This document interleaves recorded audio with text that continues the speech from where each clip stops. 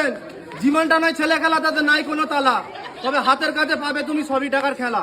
আর bell গাছে bell পাবেন না, সোনার গুড়ে সোনা, আর এখনকার মেয়েদের গুরু সাপের মতন ফোনা। তবে দাদার থেকে দাদু হচ্ছে চুলদারি পাগলে, আর এখনের বৌদিগুলো খুশি হচ্ছে শাশুড়ি না থাকলে।